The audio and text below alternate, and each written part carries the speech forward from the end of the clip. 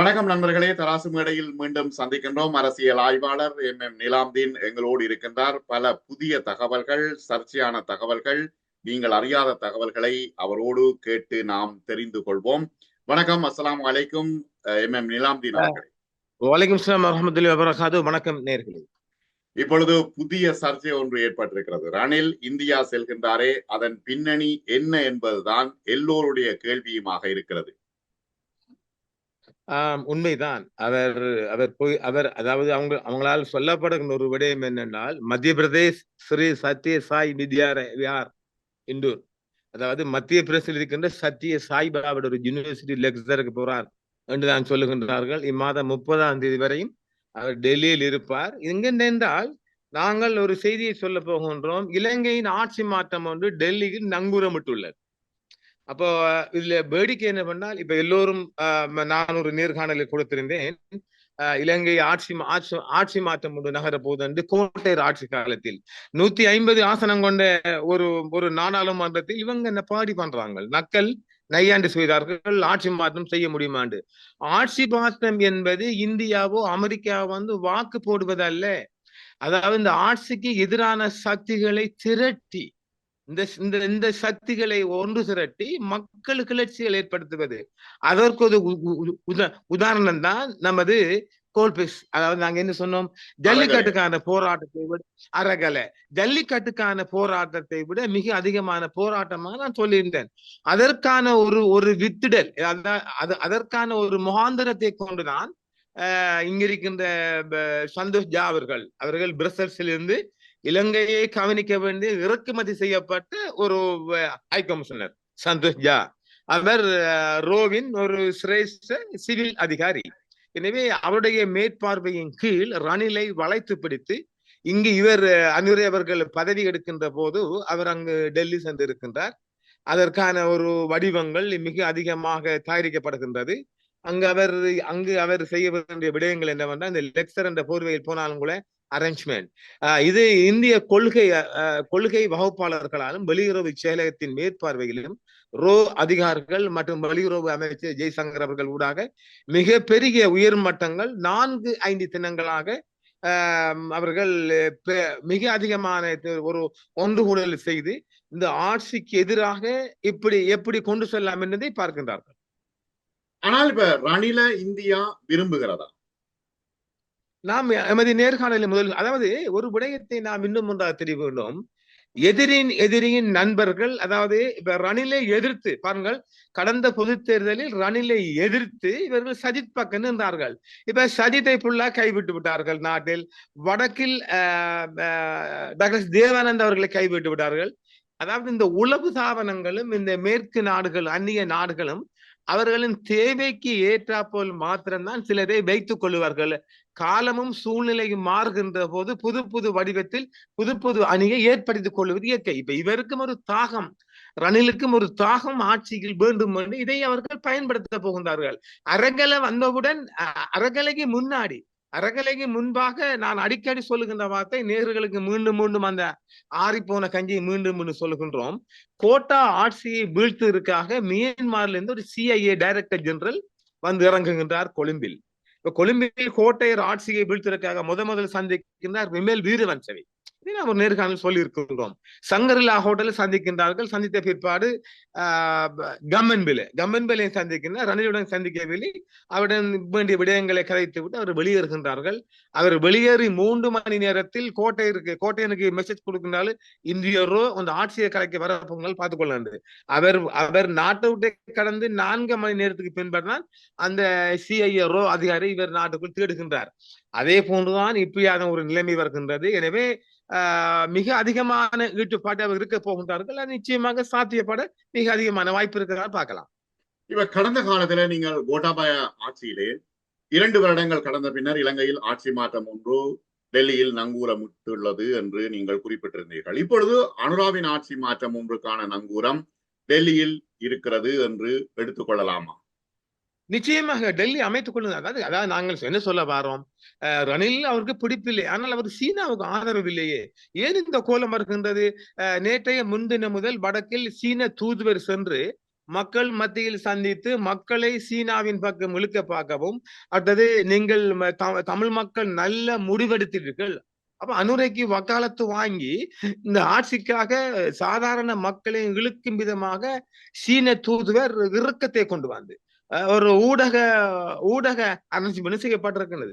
பாருங்கள், அப்ப ஒரு சீன தூதுவர் ஒரு நாட்டின் ஒரு ஒரு ஒரு ஒரு ஒரு ஒரு ஒரு எளிமையான முறையில் நுழைந்து மக்களை திசை திருப்பி நாங்கள் ஷினோஃபார்ம் எல்லாம் கொடுத்தோம், ஏகப்பட்ட விடயங்கள் பேசிவிட்டு இந்த மக்களை இந்த ஆட்சியின் பக்கமாக நீங்க நல்ல தீர்மானம் எடுத்துருக்கீர்கள், 3 MP கிடைத்ததை பத்தி பெருமையாக புரிந்து போட்டு சீனாவின், அதாவது வடக்கில் சீனாவின் காலூண்டலும் மிக அதிகமான பாய்ச்சலும் அதிகரித்து விட்டது என்பதால் இந்தியாவின் ஒரு ஒயிட் எரிச்சல் சொல்லலாம், எரிச்சல் ஜெலஸ் சொல்லலாம். அதனால் ரணிலை மிக அதிக அளவு இந்தியா பயன்படுத்த போகின்றது. எதிரிதான், எதிரி என்றாலும் கூட அவர் சீனாவுக்கு ஆதரவு இல்லையே. எனவே இந்த ஆட்சியாளர்கள் டெல்வின் சில்வாவின் மேற்பார்வையில் இந்த ஆட்சி சீனாவின் பக்கம் அதிகமாக இருக்குமானால் இந்தியாவின் கையுண்டலும் காலுண்டலும் அதிகமாகவே இருக்கும். பல விடயங்களை நாம் பார்க்கலாம். ஒன்று, சீன தூதுவர் குறிப்பிட்டிருந்தார், ஊடகவியலாளர்களை அழைத்து சீனாவில் ஊடக பயிற்சி கொடுக்க போகிறோம் என்று ஒரு விடயம் குறிப்பிட்டிருந்தார். வெகு விரைவிலே பள்ளி சீருடைகள் சீனாவில் இருந்து அதிக அளவில் மில்லியன் கணக்கான டாலர் பெறுமதியான பள்ளி சீருடைகள் வர இருக்கின்றன, அதை இலவசமாக கொடுக்க போகின்றார்கள். அடுத்தது, முக்கியமாக இப்ப சீனாவினுடைய அபிவிருத்தி திட்டங்களை வடக்கு கிழக்கில் ஏற்படுத்துவதற்கு சீன தூதுவர் உறுதியளித்திருக்கின்றார். ஆகவே இது சீனாவின் ஆதிக்கம் உடனடியாகவே ஆரம்பித்து விட்டது என்று கொள்ளலாம். நிச்சயமாக, ஆமா. அதான் அதே இந்த யாழ்ப்பாணத்தில் இந்த யூனிவர்சிட்டி கம்யூனிட்டி அதை ஏற்றுக்கொள்ளவில்லை, பொதுமக்கள் தரப்பாக ஏற்றுக்கொள்ள. இந்த தான தர்மங்கள், அதாவது இந்த இலவசமாக சில விடயங்கள் வருகின்ற போது அது மக்களை இலேசாக பிடிக்கலாம்.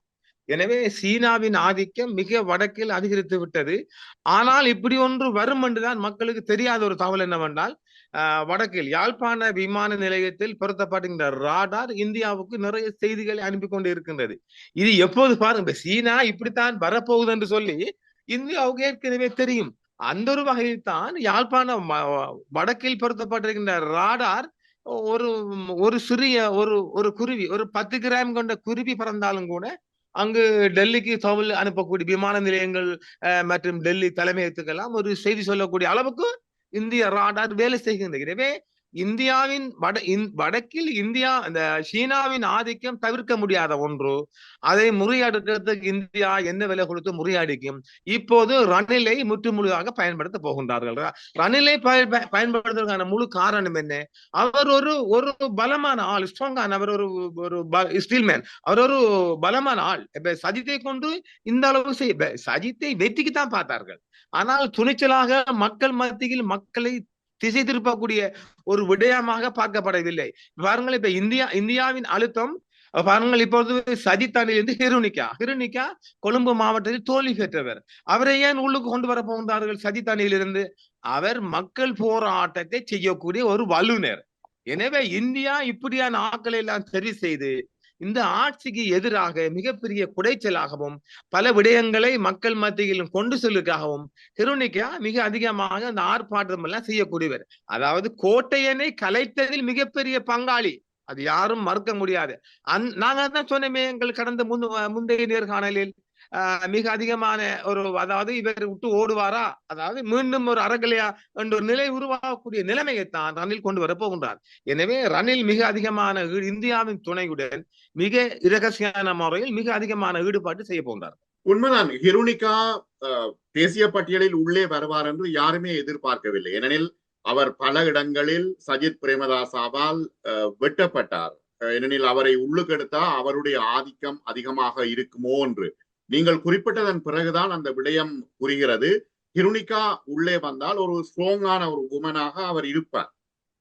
நிச்சயமாக. என்றால் கொழும்பிலே நாம மீண்டும் அதை நேர்கள் புரிந்து கொள்ளுங்கள். கொழும்பிலே எவ்வளவு தைரியமாக அவ போய் நின்று இந்த ஜனாதிபதி செல்ல கேட்டை கூட அடிச்சு உடைச்சார். எனவே இப்பொழுது இந்தியாவின் ஒரு வற்புறுத்தலின் பேரில் தான் அவருக்கு ஒரு நியமனம் இங்கு வழங்கப்பட போகின்ற அவர் தோத்தவே. அவர் பேசிட்டா, சந்தோஷா பேசியாச்சு. இவருக்கும் இந்த சஜித்துக்கும் இதை கொடுக்க சொல்லியாச்சு. அநேகமாக 2-3 தினங்களில் அவர் நாடாளுமன்றம் உள்ளே வரப்போகின்றார். அவரும் உள்ளேயும் வெளியேயும் பாருங்கள். நேற்று வரைக்கும் ரணில் ரணில் என்று கூவண்டவே ரணிலுடன் சேர்ந்து கைகோர்க்க போகின்றார். இதே நேரம் வெளியில் இருந்து கம்மன்பில் எழும்ப போகின்றார். எனவே இது ஒரு நல்ல வாய்ப்பு. அதாவது ஒரு விடயத்தை நாங்கள் நன்றாக புரிந்து கொள்ளும். ஜேவிபியும் புலிகளும் சமயம் பார்த்து தான் அடிப்பாங்க. அவசரப்பட்டு ஆத்திரப்பட்டு கை வைக்கலாது. சமயம் பார்த்து தான் அடிப்பாங்க. இந்தியா அதை விட சிறந்த அணி. அவர்களும் இப்போது ஆரம்பித்து விட்டால் ஒரு சமயம் ஒன்று வரப்போகின்ற மிக அதிகமான ஒரு நெருக்கடி நிலை இங்க உள்ளுக்குள்ளும் புகைச்சல். நெல்லில் பாருங்கள், இப்ப நாங்கள் நேற்று சொல்லியிருந்தோம், முந்தின நாள் சொல்லியிருந்தோம், ஆட்சிக்குள் ஒரு புகைச்சல். அது உண்மை. குருநாகல் எம்பி நாமல் கர்நாரட் நினைக்கிறேன், நாமல் கர்நாரட் 3,50,000 கிட்டத்தட்ட 3,57,000 வாக்கு பெற்றது. அவருக்கு ஒரு அமைச்சர் கொடுக்கல. உள்ளுக்கு எல்லாரும் புழுங்குமா? இந்த புழுக்கம் ஒரு நாளைக்கு வெடிக்கும். இது எல்லாரும் சொல்லுகின்றார்கள் நான் இந்த ஆட்சிக்கு எதிராக நிற்கிறேன். இல்லை இல்லை, இந்த ஆட்சியை நாங்கள் ஆட்சியை நான் மிகவும் அதிகமாக விரும்புகின்றேன். அதற்காக நாங்கள் அங்கு இது நாங்கள் சொல்லிய யதார்த்தமான சில உண்மைகளும் நாங்கள் எதிர்கூறலும். எனவே இந்த எதிர்கூறல் நடக்கிறதுக்கு மாசம் போகலாம், வருடம் போகலாம். நாங்கள் முந்திக் கொண்டு செய்தியை கொடுக்கின்றோம். இதே நேரம் டில்வின் சில்வா இதில் கையடிக்கவில்லை, உள்ளு கை போடவில்லை என்றால் ஆட்சியை நன்றாக கொண்டு செல்லலாம். அதாவது இப்ப வந்திருக்கிற எல்லோருமே கிட்டத்தட்ட ஒரு நான் பார்த்த உள்ளுக்கு ஜேவிபியின் வாசமே தெரியாதவர்கள். அதாவது இளம் வாலிபர்கள். எப்படி என்ன உதாரணமாக ஒரு எம்பி எடுத்துக்கொள்ளும், அவருடைய தகப்பன் நிச்சயமாக ஜேவிபி இருந்திருப்பார். இந்த பையனுக்கு ஜேவிபி பத்தி பெருசா தெரியாது, அதுக்கு ஆதரவும் இல்லை. அப்ப அந்த ஒரு சித்தாந்தி, அதாவது ஜேவிபி பரம்பரைன்னு சொல்லலாம். சில போல அந்த இறந்து போனவர்கள் இல்லாட்டி இப்ப வயதாக இருக்கின்றவர்கள் அந்நேரம் ஜேவிபி இந்த மணி மூலமாக அந்த மணியை ஆட்டிக்கிட்டு அவங்க தேர்தல் பணி அதிக அளவு ஈடுபட்டவர்களை திருப்திப்படுத்தவோ அல்லது வேறு வேறு வேறு நோக்கத்துக்கு சொல்லுகின்றது. இப்ப இந்த ஜேவிபி உயர்மட்டம் சொல்லுங்க, எங்களுக்கே அவங்களை புரிஞ்சு கொள்ள முடியல. அந்த அளவுக்கு அப்ப ஒரு புகைச்சலுக்கு ஆரம்பிச்சுது. முஸ்லிம் ஒரு அமைச்சு இல்ல, தமிழ் அமைச்சு இல்ல என்று சொல்லுகின்ற போது அங்க ஒரு புகைச்சல் வெடிப்பதற்கான மிக அதிகமான வாய்ப்பு இருக்குது. ரணில் மாத்திரம்தான் இதை அதிகமாக கொண்டு செல்ல முடியும். ஆனால் அதுக்கு அங்க ஒரு சிக்கல் இருக்கின்றது. என்ன சிக்கல்? ரணிலுக்கு எதிராக இப்போவே நீதிமன்றங்களில் சில நடவடிக்கை போகின்றது. அப்ப அவருக்கு ஒரு கிரிமினல் குற்றம் வருகின்ற போது அவர் நிறையமாக சிறை செல்லவும் வாய்ப்பு இருக்கின்றது. அப்ப ரணில் குறிவைக்கப்பட்டால் அடுத்த இந்த கட்டத்தை கொண்டு செல்றதுக்கு எங்களுக்கு ஆள் இல்லாம போகும். அது சில வேளை ஹிருனி கேஷ் அவ கொண்டு இல்லைங்கிறதால அவ கொண்டு போக எல்லோருக்கும் ஃபைல் இருக்குது. இப்ப ரணிலை எடுத்துக்கொண்டால் இந்த தரமற்ற மருந்து உற்பத்திக்கான ஒரு கேஸ் இருக்குது வழக்குல. அடுத்த கட்டம் இந்த பார் லைசன்ஸ் கொடுத்தது பிழை என்று சொல்லி ஒரு ஃபண்டமெண்டல் ரைட்ஸுக்குள்ள வழக்கு வந்துட்டு. இப்படி எல்லாம் வருகின்ற போது அவர் குடியுரிமை பெறுவதற்கான அதிக வாய்ப்பு இருக்கு. அப்ப ரெண்டு விஷயம் இருக்கு. ஒன்று, ரணிலை எவ்வாறாவது ஆட்சி கட்டில் அமர வைக்க வேண்டும் என்று இந்தியா விரும்புகிறது. ஆனால் நீங்கள் சொன்னது போல ஜேவிபி நுணுக்கமாக இந்த விடயத்தில் முன்னேறி ரணில்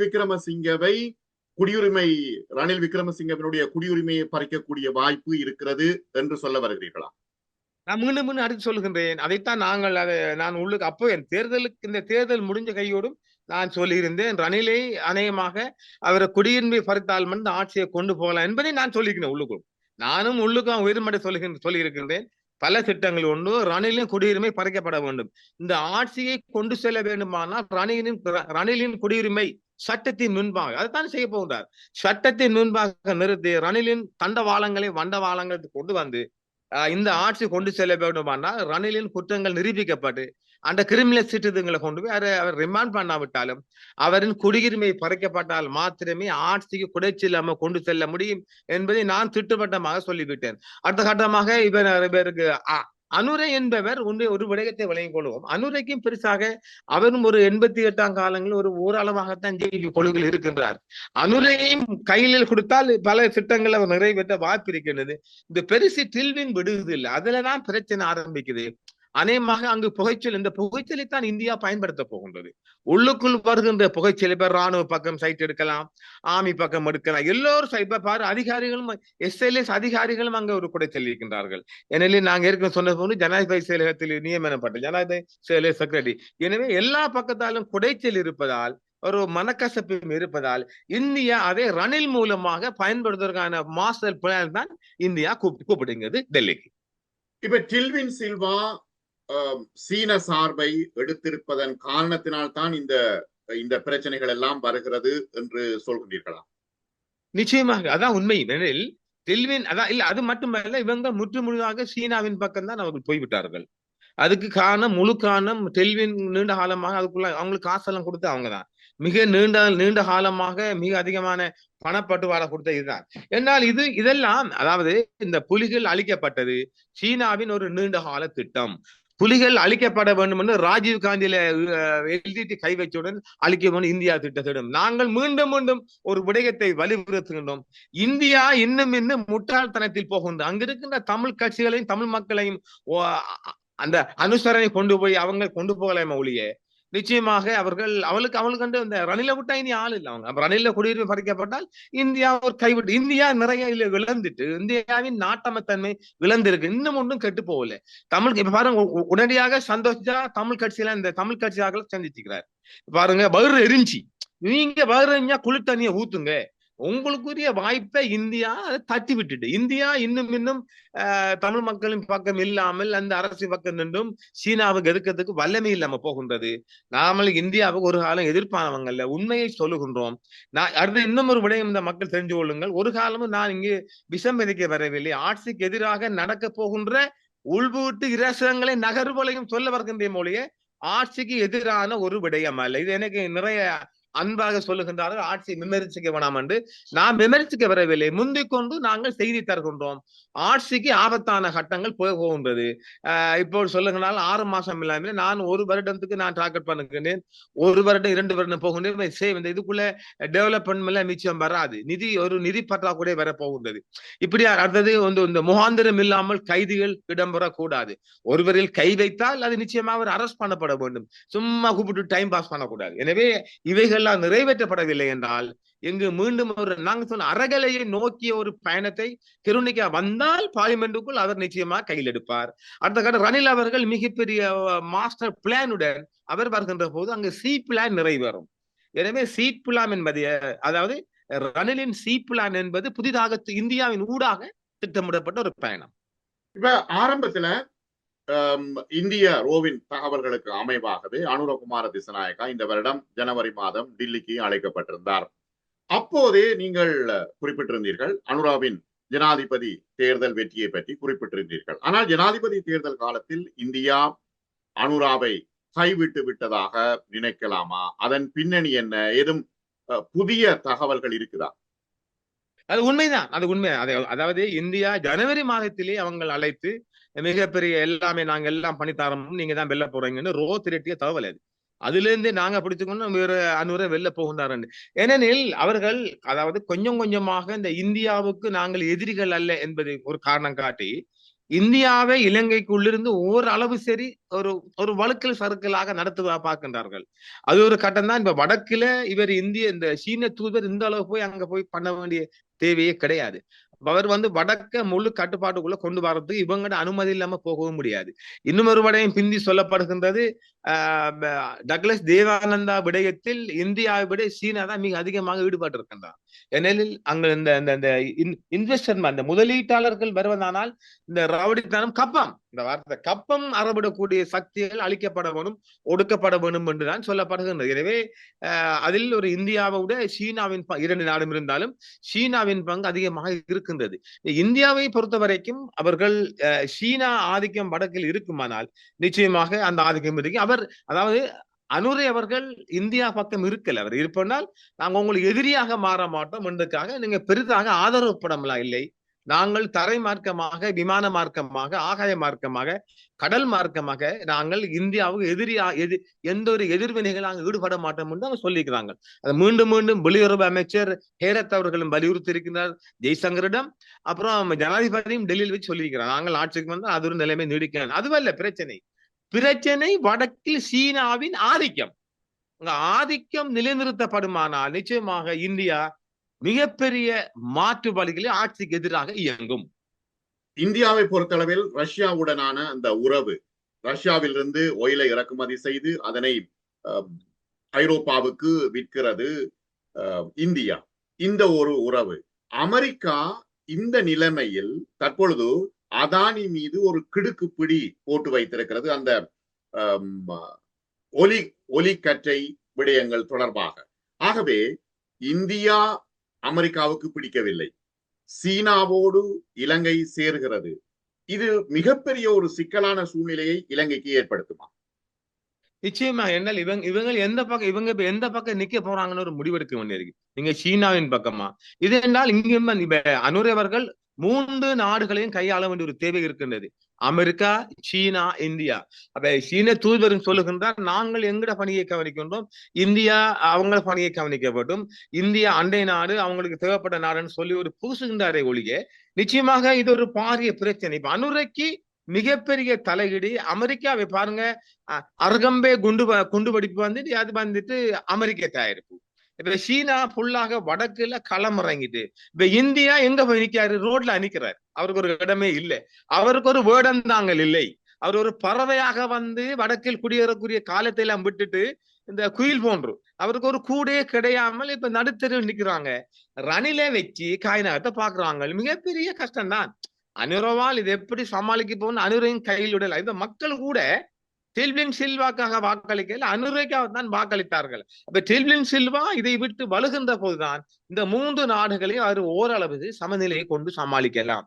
அவள் ஒரு இந்த செஞ்சோற்று கடனாக நீண்ட காலமாக வறுமையில் இருந்து ஒரு கட்சி, நல்லா நேர்கள் புரிந்து கொள்ள வேணும்.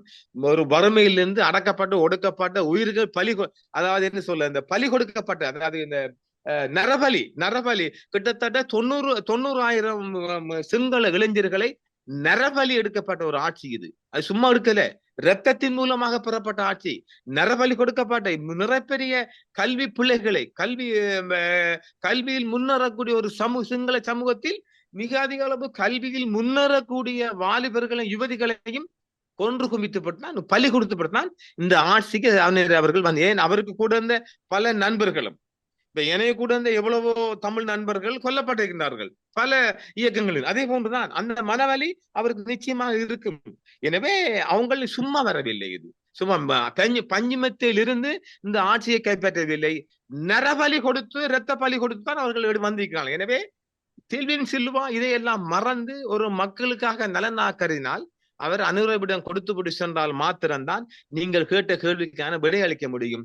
இவர் 3 தோணில கால் வச்சு வண்டியோட போக்குள்ள ரணில் தான் இதுக்குள்ள பூந்து விளையாடுவார். எனவே ஒரு மிகப்பெரிய ஆபத்தான கட்டமாக தான் அதை நாங்கள் பார்க்கலாம். ஒரு நெருக்கடியான காலகட்டம் வரும்பொழுது டெல்வின் சில்வா பதவி விலகுவார் என்று நினைக்கிறீர்களா? அவர் அப்படிதான் சொல்லியிருந்தா நான் கொடுத்து போறேன் அப்படி சொன்னவர்.